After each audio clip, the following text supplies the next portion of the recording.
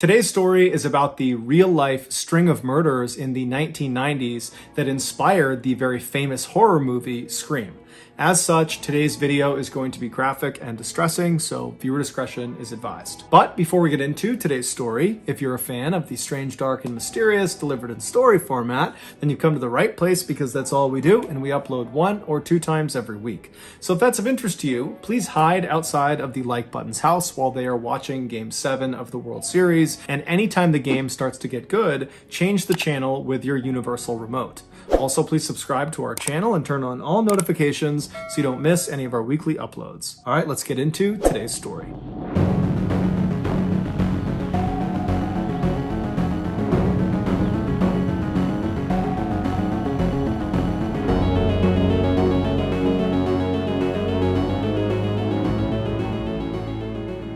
On Sunday, August 26th, 1990, a 56-year-old woman named Patricia Powell and her husband, Frank, pulled into a parking lot right outside of this beautiful 3-story apartment complex in Gainesville, Florida. Gainesville is this beautiful little town in northern Florida that is home to the massive University of Florida, which is known for their big-time football team and their big-time college party scene. Patricia and Frank's daughter, 17-year-old Christine, was going to be a freshman that year at the University of Florida.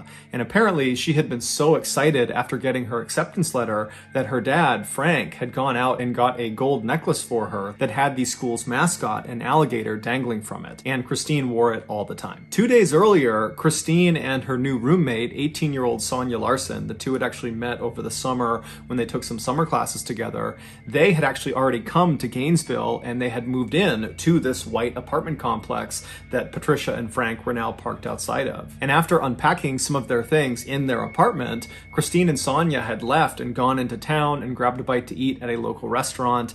And then afterwards, Christine had used a payphone to call back home and tell her parents how well it was going and how much she already enjoyed her roommate and how excited she was for the year. And she told Patricia and Frank that she would call them the following day.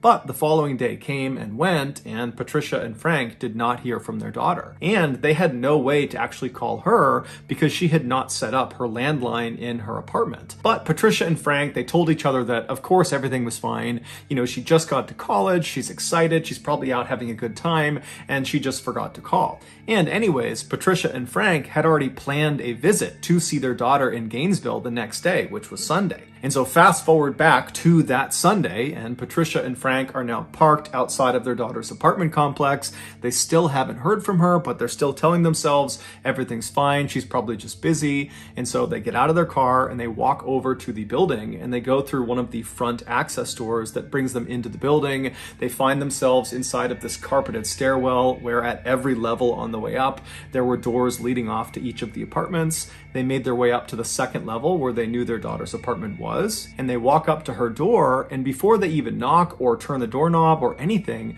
they notice on the door there are all these notes, these handwritten notes that have been taped all over it.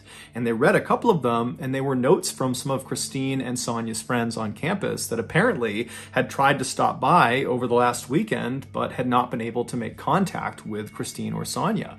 And so these notes said things like, "Hey Christine, you know, we came over to try to get you to come out with us, but you didn't come to the door, so we left without you. Sorry, you know, give us a call when you get in." And so obviously the parents are totally worried given the circumstances. They don't know where their daughter is. They've been telling themselves everything is fine, and now these notes make it seem like everything is not fine. But the parents, they keep their cool and they just start knocking on the door and calling out for their daughter. But there's no answer. And so Patricia and Frank, they start to panic at this point and they leave the carpeted stairwell. They go outside and they find a maintenance worker that works for this building, and they explain their situation with their daughter and how they can't get in touch with her and can he please let them in to make sure she's okay. The maintenance worker said he couldn't without speaking to his manager, and so he goes to his manager, and the manager, she says that's fine, but we need to get the police involved. They need to escort us into the apartment. And so the maintenance worker calls the police and requests this escort escort, and a few minutes later, a single Gainesville police officer arrives at the apartment complex. And he tells Patricia and Frank that just as a precaution, I need you guys to stay outside. So they stay right outside those front access doors. They're outside of the apartment building. And then this officer, along with the maintenance worker and the manager of the building, those three, they go inside the stairwell, they go up to the second floor. And at that point, the maintenance worker gets out his keys, he finds the right one, and he opens Christine and Sonia's door. The door swings open, and immediately the police officer yells out for the two girls, but there's no answer. And so the officer is first into the apartment, which basically immediately opens up to their living room.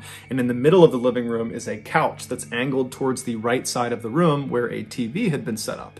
And so the officer, again, as he walks in, he's calling out, trying to get the girls' attention, but there's no answer. Behind him is the maintenance worker and the building manager, and they begin making their way towards the right side of the living room, over towards that TV, to see if maybe someone was laying on the couch. And as they round that corner and can finally actually see the front of the couch, the maintenance worker, after seeing what he saw, screams out and runs out of the apartment.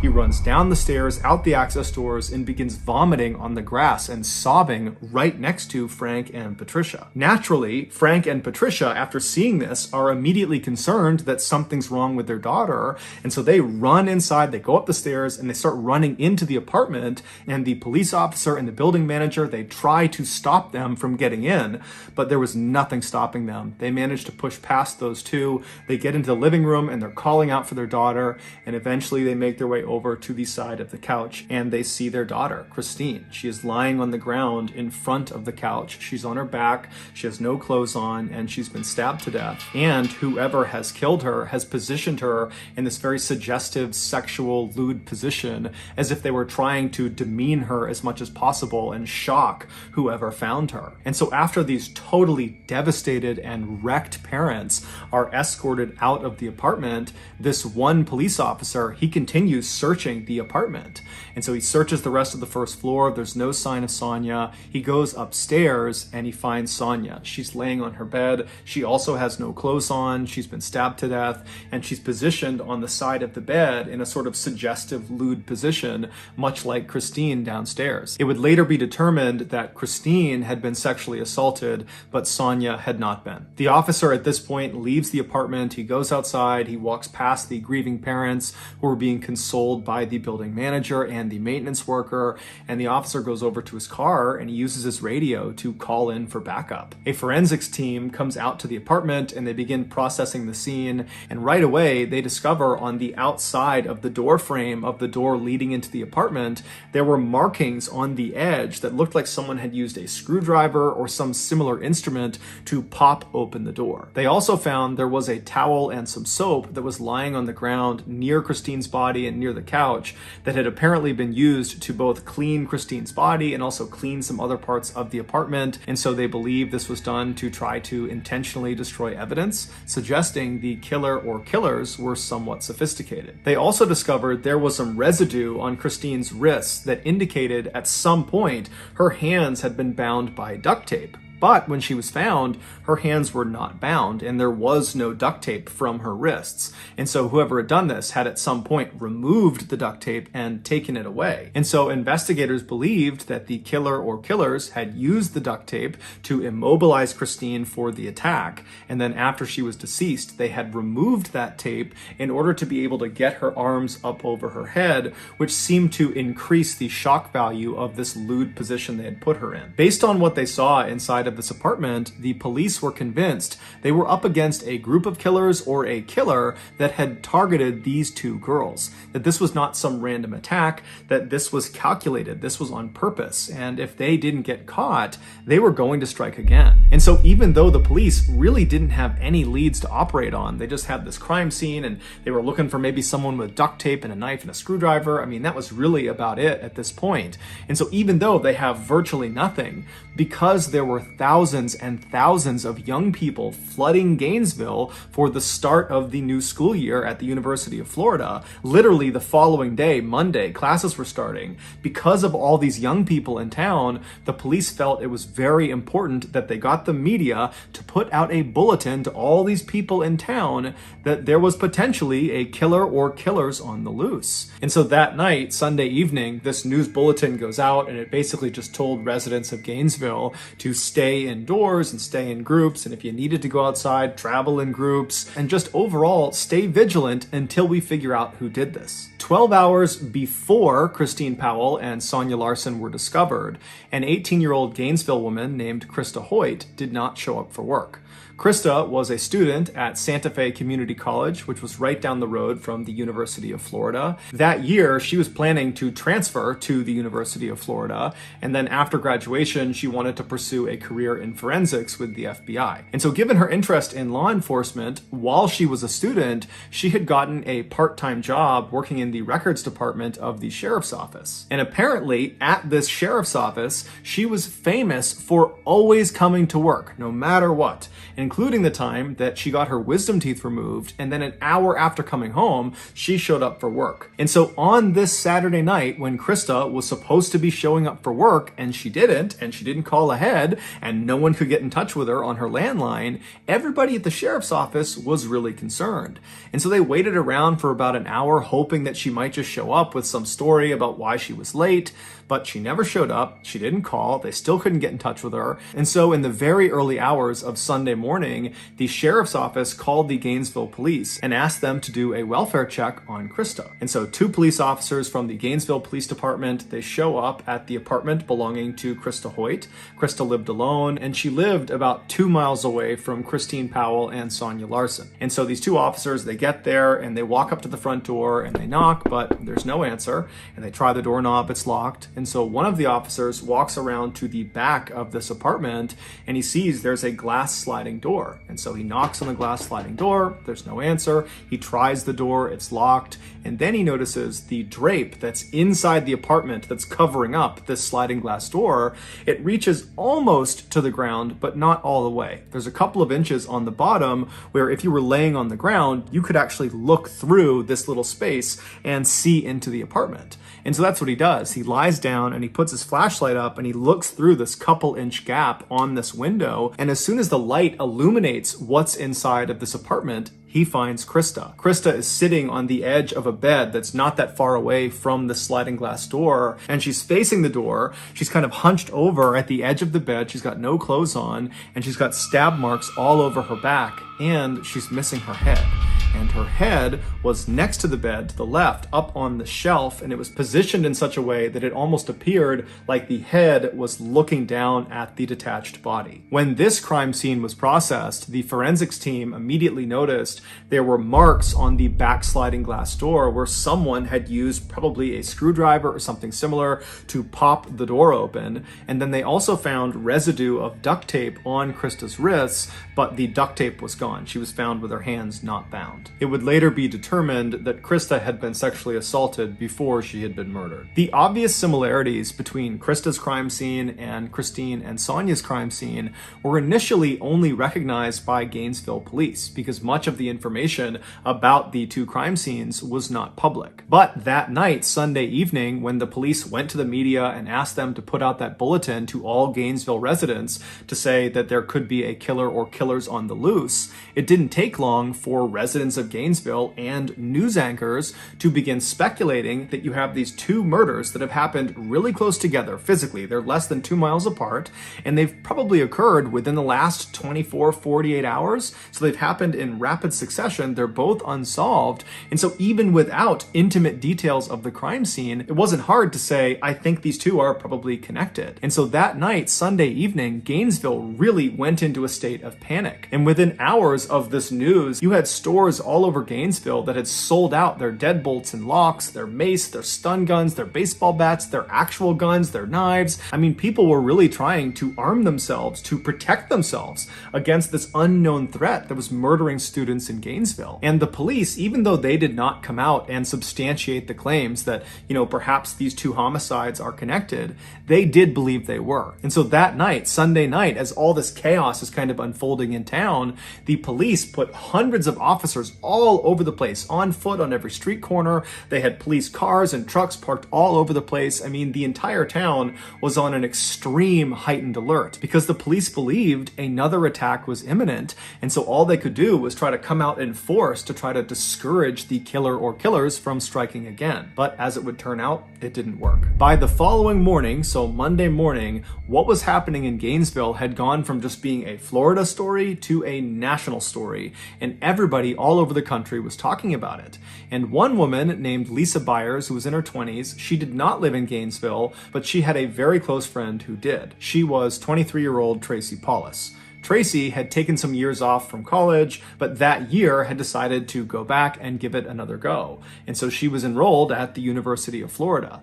And so Lisa called Tracy and said, hey, I'm watching the news. This is crazy what's happening in your town. How are you holding up? And Tracy would tell her that, I'm just as concerned as everybody else. It's terrifying to think there are killer or killers on the loose, but I think I'm okay because I have my roommate. Tracy's roommate was 23-year-old Manny Taboda, who was this big, strong, former football player who was very close with Tracy. The two had never dated, but they had been very good friends for a number of years. And he too had taken some time off of school and had agreed to go back because Tracy had convinced him, come back, get your degree with me, and we'll live together. And so when the news broke about these killings happening in their town, Manny had told Tracy that he would protect her, that nothing would happen to her. And so when Lisa heard this from Tracy, that she thought that she was okay because she has Manny and, he'll look after her, and they were not planning to really leave the apartment much besides classes. Lisa was reassured, but she was still worried. And so she told Tracy, please give me a call this evening after you come back from classes just to let me know that everything is okay. And so Tracy said she would, and then they hung up. And then that evening, Tracy did not call Lisa back. And so Lisa tried calling Tracy, but no one picked up. And so that night, Lisa went to bed. She was very worried, but she went to sleep. And then early the next morning, which was Tuesday morning, she tried calling Tracy again, but there was no answer. And so Lisa reached out to a mutual friend of theirs that lived in the same apartment complex in Gainesville. His name was Tommy. And so she asked Tommy, can you please go over to Tracy's apartment and make sure she and Manny are okay? And so Tommy said, no problem. I'll give you a call from Tracy's landline once I talk to her. And so about 5 minutes later, Tracy got a call. She picked it up, and it was Tommy calling from Tracy's landline, and he was just screaming. When the police arrived at Tracy's apartment, they found Tracy in her bedroom, and like the other victims, she had no clothes on. She was positioned on the side of the bed in a very suggestive, lewd position.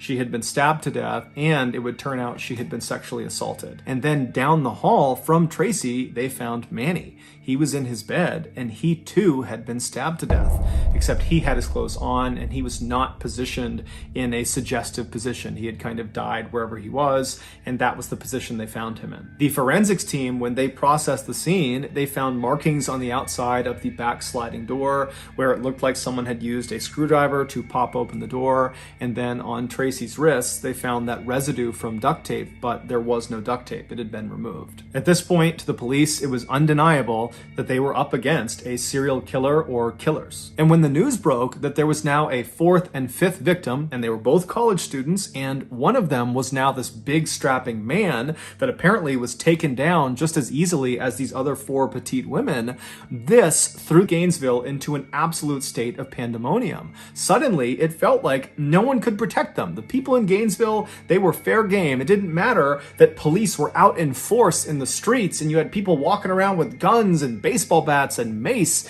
and you had people locking their doors and sleeping in groups. It was like no measures were actually stopping these killings from happening. Whoever was doing it was killing with impunity. And so that day, Tuesday, you had hundreds and hundreds of students from the University of Florida just leaving the school who just didn't come back. And as for the police, they called in the FBI and the National Guard. And so by that night, Tuesday night, there were literally hundreds of officers and state police officers all over the place. There were helicopters overhead. both police helicopters and news helicopters with spotlights. They had National Guard military-style trucks all over the place. And so Gainesville was really at the highest alert you could possibly be on. But even still, the people of Gainesville, they were not going to feel safe until the police made an arrest. And the next day, just 24 hours after Tracy and Manny had been found, the police did just that. After receiving dozens and dozens of tips about one particular individual, they were able to arrest 19-year-old Ed Humphreys, who was a freshman at the University of Florida. They arrested him for domestic abuse because he had actually struck his grandmother in the face. And so they pick him up for domestic abuse, but they set his bail at a whopping $1 million, which is way higher than you would normally expect for a domestic abuse charge. But this was a unique circumstance where he was being arrested for one thing, but really he was being looked at as the suspect of these 5 homicides. And so the police really needed him to stay behind bars. And this massive bail, that did that. He had no way to pay it. And so while Ed was behind bars, the police began investigating him, and they found there was a lot of reasons to believe he was the serial killer. He had shown he was willing to be violent because, after all, he punched his grandmother in the face, and people that knew him said he was totally mentally unstable and that he hated women and that he would walk around with a knife on his belt basically all the time. And at night, he was known to walk around the forests of Gainesville. There were these very thick forests that kind of butted up against the University of Florida.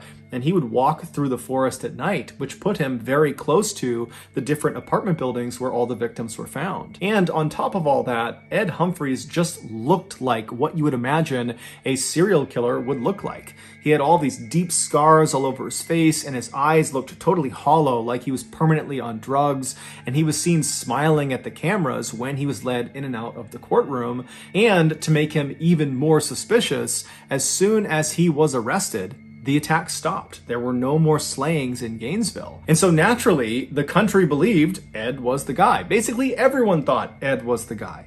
But it came back that his blood type was type A, and the killer or killer's blood type, the blood that had been found at the various crime scenes, was type B. Now, this did not clear Ed of guilt because people believed there was a chance that, he could have been involved in some way. Perhaps he had an accomplice or multiple accomplices. But when this news broke, pretty much everybody was back on edge because clearly there's at least one or more killers that are still on the loose. Shortly after this blood type discrepancy presented itself, the FBI approached the Gainesville police and said, hey, why don't you use our VCAP program? VCAP stands for Violent Crime Apprehension Program. And what it was this computer program where it allowed investigators to input details of their crime they were investigating.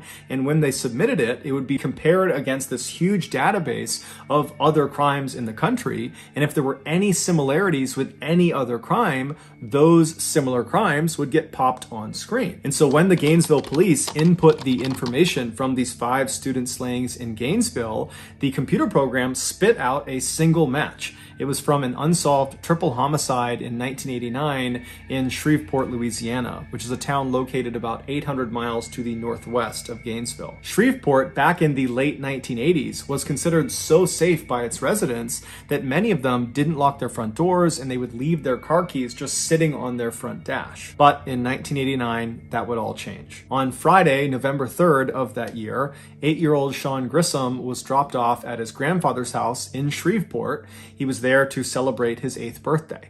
And so his grandfather was this 56-year-old man named Tom who was divorced, and he was getting ready to retire soon, and he was also trying to spend more time with his grandson. And so he was very excited about having Sean over. Also staying at this house with Sean and his grandfather was Sean's aunt, 24-year-old Julie Grissom, who was a college student. She was attending Louisiana State University in Shreveport. When Sean was dropped off by his mother at his grandfather's house, the grandfather, Tom, yelled out to the boy's mother and said, I'll have him back by Monday. I'll drop him off, see you later. And so Sean's mother, she leaves. And that day and the following day, she doesn't hear from Sean's grandfather or from Julie. And so come Sunday night, she tries calling them to, see what's going on. She knows they're having a great time and doesn't really want to interrupt them, but she also hasn't heard from them. but they don't pick up. She convinces herself that everything is just fine, that I'm sure there's an explanation, and so she ends up going to bed. And so the next morning, Monday morning, when Sean is supposed to be dropped off early enough that she can take him to school, when he doesn't show up, the mother calls the grandfather back and tries to get in touch and figure out what's going on, but she can't get in touch with him. And so she's telling herself that, okay, well, his grandfather must have just dropped him off at school. And so the mother calls Sean's school, and the school says, no, we have not seen Sean today, and we haven't heard from him, so we don't know what's going on. And so now Sean's mother is terrified. She calls the police, and the police actually get in touch with the neighbor of Tom Grissom, and they ask this neighbor, hey, can you go next door and just make sure Tom and Sean and Julie are okay? And so this neighbor says, no problem. They leave their house, and immediately they notice, as they're looking at Tom's house, that the 2 cars in the driveway had not left since Friday. It was just something the neighbor noticed. And then they also noticed that there were 2 newspapers at the end of the driveway. It was the Monday and Sunday paper. And they knew Tom always read the newspaper. And so the idea that he would just leave them sitting at the end of the driveway, that didn't really add up. And so the neighbor walks around to the front door, and they notice there are lights on inside, and they knock on the front door, but there's no answer. They try the front door, but it's locked. And so they end up going around to the very back of the house, and they're able to get into the house through the garage. And then through the garage, they open another door that leads into the main part of the house. And this neighbor, they immediately see on the ground towards the back door near the kitchen is Tom. He's laying on the ground, and he's obviously deceased. And so this neighbor, they run out, they call the police. The police come back over. They go inside the house, and sure enough, they find Tom Grissom has been stabbed to death. He's laying on the ground near the back door. They find Sean Grissom, the 8-year-old. He's slouched over on the couch in front of the TV, and he's been stabbed to death as well. And then upstairs, they found 24-year-old Julie, the aunt, and she was positioned on the edge of the bed in this very suggestive way. She had no clothes on, and she had been stabbed to death, and it would later be determined she had also been sexually assaulted before she was killed. And they also discovered there's vinegar on her body, as if whoever's done this has attempted to clean her with vinegar. There was no sign of a robbery in the house or ransacking in the house. There was no sign of forced entry. Overall, the investigators said this was a very neat crime scene, as if whoever did this had done this with great intentionality. And so after kind of going through the crime scene, the police really didn't have any leads to go off of. And so this crime went unsolved. And so as these Gainesville police are looking at this report in this VCAP computer system, and they're reading about this unsolved triple homicide, all they can think about is how unbelievably similar the crime scene was to all the crime scenes of the student slayings. Specifically, that Julie had been arranged in this kind of suggestive pose like the other female victims in Gainesville. And on top of that, it was determined that the blood type of the killer in Shreveport was type B, same as the killer or killers in Gainesville. So there was a match in the blood type. Somehow, after this discovery through this VCAP program, the media found out about this Shreveport unsolved triple homicide and how apparently it was incredibly similar to all these slayings that have taken place in Gainesville. And so before long, that was all every news network all over the United States was talking about.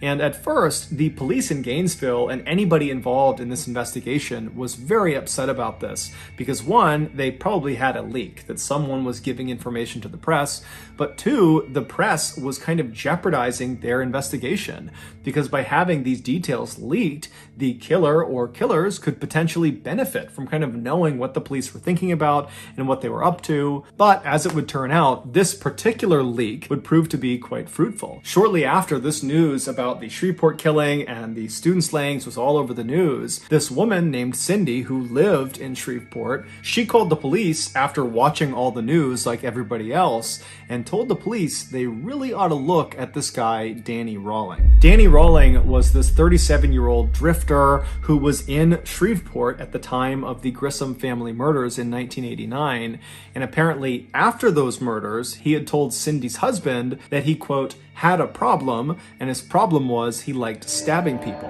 And Danny literally always walked around with a huge knife on his waist. He seemed totally mentally unstable, and so this claim that he liked stabbing people, Cindy and her husband took literally and basically told him to stay away from them. And so in one of their last conversations with Danny actually told Cindy that he planned to leave Shreveport and go someplace where there's lots of beautiful young women that he can just stare at all day long. When police asked Cindy, do you think he's capable of killing all 8 of these people? She said, oh yeah. And so the police turned their attention to Danny and began researching his background, and they discovered he was raised in a very abusive household. Specifically, his father really couldn't stand him. They had a really bad relationship. And then when Danny got old enough, he joined the Air Force, but he was kicked out after 2 years for being mentally unstable. And once he was discharged, he began the string of armed robberies in the 1980s, and he eventually got caught and spent the bulk of the 1980s in prison. And then in 1989, when he got out of prison, he came back to Shreveport and moved in with his parents. Now, this was not a happy homecoming. His parents did not want him living with them, but Danny kind of forced the issue. He had nowhere else to go, and so he wound up living there. And as it happened, they lived less than a half-mile away from the Grissom family home. 6 months after the Grissom family was murdered, and 3 months before the Gainesville student slayings had begun, Danny gets in this huge fight with his father, where his father actually draws a pistol and forces Danny to leave the house and tells him to never come back. And so Danny, he runs out of the house and he gets his gun from his vehicle, comes back inside his house and shoots his father point blank in the head and then in the stomach before fleeing the scene. His father would amazingly survive this attack despite some pretty significant damage to his head, and he would tell the police, and before long there was a warrant for Danny's arrest for attempted murder. But when they went to go arrest him, he was gone. They had no idea where he went. And so as the Gainesville police are looking at Danny's criminal record, they're starting to say to themselves that this guy looks really interesting. He does seem like he could be the serial killer we're looking for. And so as they continue to dig deeper and deeper, one of the Gainesville police officers suddenly thinks of something. There was this unsolved armed robbery of this bank in Gainesville that happened the same week where all 5 of the students had been killed. A lone masked gunman walked into this bank in broad daylight and demanded money from the teller, and the teller, who thought on their feet, gave him the cash, but it was the type that was booby-trapped with dye packets, meaning if this robber tried to tamper with the money at all, it would detonate, sending dye all over them and kind of making it obvious that this money had been stolen. But the robber doesn't see this. He takes the bag of cash, he leaves the bank and manages to flee and go into the forest before the police show up. And so the police ultimately, they go and search the forest and they find this campsite deep in the woods. And at this campsite, which is abandoned, they don't find the person who robbed the bank, but at this campsite, they find the bag that has the money inside of it, and the dye packet has been activated. So clearly the robber had tried to fiddle with it, and then when it detonated, they had taken off and left the money. And then also at this campsite, near this duffel bag full of ruined money, was a screwdriver, a gun, and an audio recorder. Now, at the time, the police that were seeing this, they were part of this huge effort in Gainesville to stop any more attacks on students and catch the killer or killers. That was all they were thinking about. And so when they didn't immediately catch this robber, they kind of said, you know what? This is a lower priority item than what we're dealing with this loose serial killer or killers. And so let's just round up the evidence, put it in storage, and somebody else can deal with this after we handle this killer situation.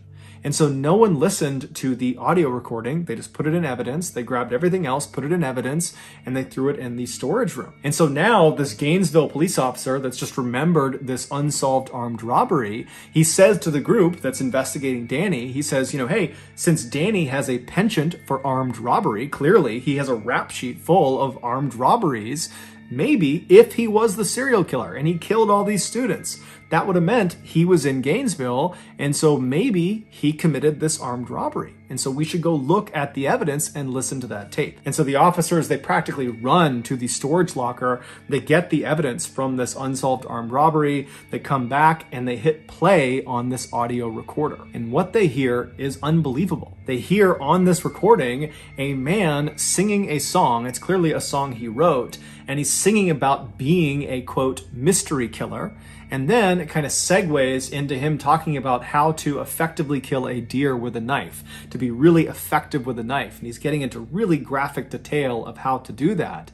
And then, somewhat unbelievably, on this audio recording, the man identifies himself. He says his name is Danny Rawling. And so this audio recording was huge. It meant Danny Rawling, the guy they're looking at as potentially being the serial killer, was definitely in Gainesville, in the woods near the University of Florida, the same time frame that all of the victims were killed. Also, the screwdriver that had been found at this campsite matched the markings that had been made along the outside of some of the door frames of the victims' homes. They also went into Danny's military records, and it showed he had a blood type of B. So his blood type matched the blood type that had been found in all of the victims' homes. And so just like that, Danny became the number one suspect, and when they went to figure out where he was, amazingly, they found he was already in custody. He was being held in a jail cell 40 miles south of Gainesville for another armed robbery. And so immediately, Danny was charged in the murders of the 5 Gainesville students. They couldn't charge him for the 3 Shreveport murders because they just didn't have enough evidence. And then after that, Danny was transferred to Florida's maximum security prison to await trial. Initially, Danny said he was innocent, he had nothing to do with the murders, but then almost 4 years later, when his trial was finally starting on the first day of his trial, he surprised everyone in the court when he stood up and said, "I'm going to change my plea. I'm guilty on all 5 counts. I did kill all 5 students." He would tell the court the reason he did this is he wanted to be a superstar like the notorious serial killer Ted Bundy, who he looked up to. Danny would also, at another date, confess to killing the 3 Grissom family members in Shreveport. Because of Danny's detailed confessions, we now know all the terrifying details of what actually happened when he killed all 8 of his victims. Back on Friday, November 3rd, 1989, Danny was fired from his job as a waiter at a local restaurant in Shreveport. And so he was frustrated, he was angry, and he was kind of walking around his neighborhood when he decided the way he would kind of channel his frustration was he would go kill some people. And so he was armed with his K-bar knife, which he always carried with him, and he found himself standing in front of this little house, and he saw some people moving around inside, and he looked around. There wasn't anyone watching him, and so he just walked up to the front door. He tried the handle, and it was unlocked. And so before he opened the door, he made sure his knife was in hand. He opened the door, walked right in, and he saw Sean, the 8-year-old, sitting on the couch watching TV. And without any hesitation, he walked up behind him and stabbed him through the back, killing him almost instantly. And then Danny walked into the kitchen where he found Tom, the grandfather, who was making steaks out on the back grill. And so he was going back and forth between the kitchen and the grill, kind of getting ready for dinner. And at some point, when Tom came back into the house and was holding steaks in his hand, Danny leapt out and stabbed him, and even though Tom put up a fight, he was very quickly subdued as well. And then after that, Danny made his way upstairs where Julie was, that was Sean's aunt, and she was getting ready for a wedding she was going to attend that night for one of her friends. And so she had just gotten out of her shower and she was getting ready to put on this red dress she had picked out, and Danny walked into her room and she most likely saw him, at which point Danny would have told her what he had just done to her loved ones downstairs, and he threatened her with the knife and said, "If you don't listen to me, I'm going to do the same thing to you." And because she was terrified, she listened to him, and so he immobilized her, and then he sexually assaulted her, and then he stabbed her to death. Afterwards, he cuts the tape off of her wrists and puts the tape in his pocket, and then he lays her out on her back on her bed, and then he goes downstairs and gets some vinegar and uses the vinegar to attempt to clean her body, to destroy any evidence he might have left behind. And then after cleaning her, he kind of puts her in that lewd, suggestive pose with her hands up over her head and her legs spread, and then he leaves. 6 months later, in August of 1990, after Danny has shot his father and is on the run from the law, he finds himself in Gainesville, Florida, and he sets up this little camp just behind the University of Florida in this thick forest. And then on Friday, August 23rd, as he's sitting out at his campsite, he gets this sudden urge to go kill again. And so he waits for it to get dark out, and then he gets out his audio recorder and he records himself alluding to this murder he is about to go perpetrate. Well, I'm going to sign off for a little bit. I got something I got to do. Then, armed with a pistol, a screwdriver, and his K-bar knife, he left his campsite and walked in the darkness in the forest about a mile away until he was looking from inside the forest out towards this 3-story white apartment building. And it's believed that within the last 24 hours, he had been in that area and he had seen 2 young girls go in and out of this apartment building. And that was all he needed to determine who his victims were going to be. And so those victims were Christine Powell and Sonia Larson. And so when he was standing in front of their apartment building, he eventually strode out of the forest. He walked up to that access door that led him into that stairwell. He made his way up to the door of Christine and Sonia, and he used his screwdriver to pop the door open. He went inside and shut the door behind him and walked into the living room, and he found Christine was sleeping on the couch. And so he left her be. He didn't touch her. He went upstairs and he found Sonia sleeping on her bed. And so as he's standing there, realizing that he has these 2 girls, he needs to make a decision about which one he's going to kill first and which one he's going to sexually assault. And so as he's standing there looking over Sonia's bed, he decides he's going to kill Sonia and then he's going to sexually assault Christine. And so very casually, he walks into Sonia's room. She's fast asleep. She's on her back, and he pulls out a piece of duct tape, and he gets the duct tape in one hand and he pulls his knife out in the other, and he presses the duct tape over her mouth, which wakes her up, and then he drives the knife into her chest. And so Sonia would put up a pretty incredible fight, but ultimately she would succumb to her injuries. And then after she was dead, Danny just left her where she was, and he went downstairs and he found Christine was still asleep on the couch. She had not woken up from the commotion upstairs. And so he walked right in front of her, and standing over her with his knife, he kind of nudged her awake. And when she woke up, he had a piece of tape, he put it over her mouth, and he told her to be quiet and held up the knife and told her that I just killed your roommate, and if you don't listen to what I'm going to say, I'm going to kill you too. And so naturally, she complied to what he wanted. And so she let her wrists be tied, and then at that point, he cut her clothes off, he sexually assaulted her, and then he stabbed her to death. And so after she was dead on the ground, he went and got that towel and that soap, and he began cleaning Christine's body to try to remove any evidence he might have left behind. And then he cut the duct tape off of her wrist and removed the duct tape from her mouth and put those in his pocket. And then he positioned her in that kind of lewd, suggestive position that she was found in. And then Danny went back upstairs and cut the clothes off of Sonia and then positioned her on the side of the bed in a suggestive position as well. And then Danny leaves the apartment. So he goes back into the woods. He walks in the wood line back to his campsite. But when he got there, he was just too jacked up. He was too excited from what he had just done that he just couldn't control himself. All he wanted to do was go out and kill again. And so he managed to sit at his campsite for a total of 8 hours before he couldn't help it any longer. He had to go back out and find another victim. And so his next victim, he decided, would be this woman he just happened to see a couple of days ago. He was walking down the road near this row of apartments near the school, and he looked into one of them, and he just saw there was this girl in this apartment, and he just thought for a second, I bet she lives alone there. But that was the entire interaction. He didn't know this person. He was just kind of guessing that she might be alone in there. And so here he is in the forest after killing these 2 teens. And he's like, okay, I'm going to go back to that apartment because I think that woman is alone. And that woman would be Krista Hoyt. And so in the early morning hours of Saturday, August 24th, Danny leaves his campsite with his screwdriver, his gun, and his K-bar knife, and he walks about a half mile away from his campsite until he's still in the woods, but he's looking out at the back of Krista's apartment. And then at some point, he walks out of the forest, he walks right up over her fence and gets up to her back sliding door. He uses a screwdriver to pop the sliding door open. He slides it open, he steps inside, and he finds out that Krista is actually not in her apartment. There's no one in her apartment. But instead of leaving and finding another victim, he decides he'll just wait for Krista. And so he shuts the sliding back door and he goes into her bedroom closet and shuts the closet and then just waits. And he stays in her closet for several hours until around 11 a.m. that morning. Krista comes home, and when she was in the house, he waited a little bit longer to make sure she didn't know he was there. And then at some point, he kind of slipped out of the closet, snuck up behind her, and put her in a chokehold. Now, at first, Krista tried to fight back, but eventually she realized she could not overpower whoever this was. And at that point, she said, okay, what do you want? And Danny would tell her, you got to listen to me or I'm going to kill you. And he showed her the knife. And so Krista said, okay. And she put her wrists out. He taped her wrists with duct tape. He put tape over her mouth. And then he brought her her into her bedroom, where he cut her clothes off and sexually assaulted her, and then afterwards he stabbed her to death. Once she was dead, he cut the duct tape off of her wrists and pulled the duct tape off of her mouth and put that duct tape in his pocket, and then he positioned her body on the bed in a suggestive position before he left. When he got back to his campsite, he realized he had accidentally left his wallet in Krista's apartment.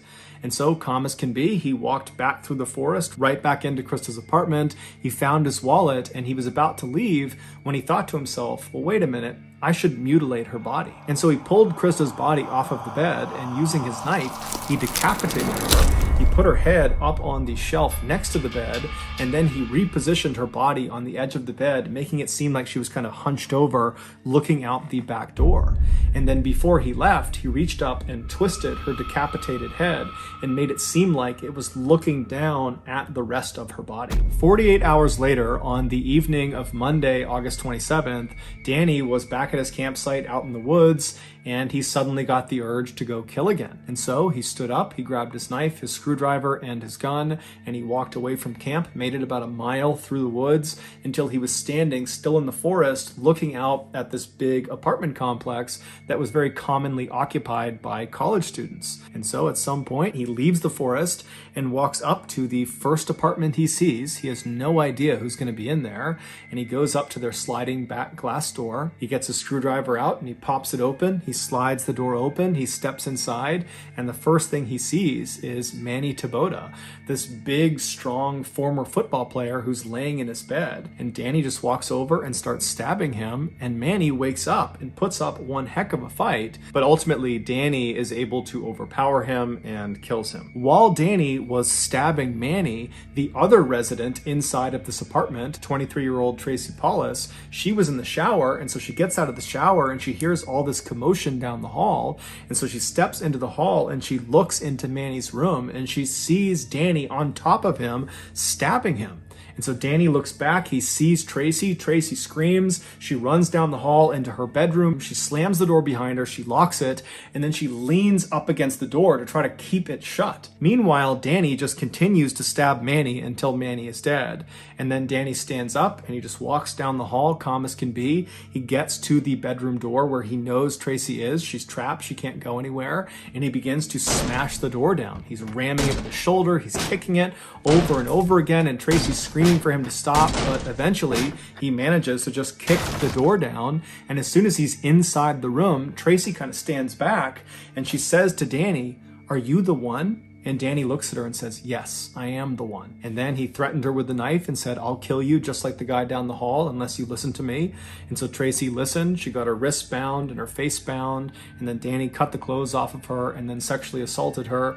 And then he stabbed her to death. And then after she was dead, he cut the duct tape off of her wrists and removed the duct tape from her mouth, and then positioned her body in a suggestive sexual position on the edge of the bed, and then he left. Later that day, Danny would rob that bank in Gainesville, and then 1 month later, Danny would be arrested for a botched armed robbery 40 miles south of Gainesville, and then while he was in prison, he would find out he was being charged with the 5 murders in Gainesville. 16 years later, at 6 p.m. on October 25th, 2006, Danny Rawling was led into the execution chamber in Florida State Prison. He offered no apology to the family members of his victims that were on the other side of the glass. Instead, Danny just sang a religious hymn to himself in order to comfort himself. And then 13 minutes later, Danny was pronounced dead. He was executed via lethal injection. So that's going to do it, guys. If you got something out of today's episode and you haven't done this already, please hide outside of the like button's house while they are watching Game 7 of the World Series. And anytime the game starts to get really good, change their channel using your universal remote. Also, please subscribe to our channel and turn on all notifications so you don't miss any of our weekly 1 or 2 video uploads.